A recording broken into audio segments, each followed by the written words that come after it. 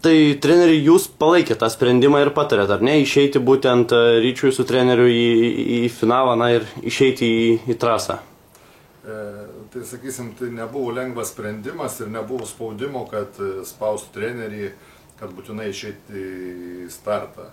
Tai buvo toks gal pageidavimas, mes norėjom parodyti, kad mūsų sprinteriai du bėga finale, bet tai nebuvo tai pasakyta, kad būtinai reikia startuoti.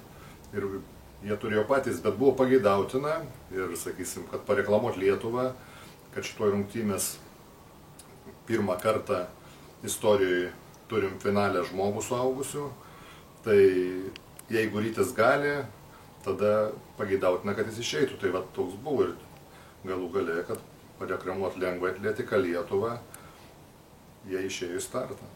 Ir matyti, dar vienas iš tų sprendimo variantų buvo tai, kad neišsibraukti iš sąrašų, kad likti tarp tų 8 finalo dalyvių. Gal ir taip. Kitas dalykas, matom, kaip parodė visi dalykai, Rytis perspėjo, aš galiu pasakyti visus varžovus, kad tai nebuvo kažkam, kad nepakenktų, viskas elgėsi labai garbingai. Tik aš įsivaizduoju tą situaciją, dabar visi interpretuoja, kas kaip nori, mes su teisėjais viską įsiaiškinom taisyklės. Taisyklės tarptautinis nėra tobulus, jas reiktų tobulinti mūsų nuomonę.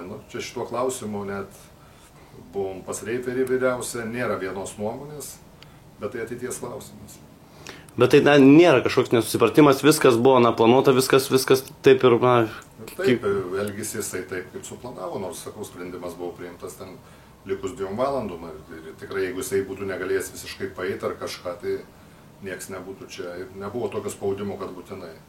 Tai buvo apsisprendimas, pageidautinas ir aš manau, kad visi išvydo lietuvį Rytį,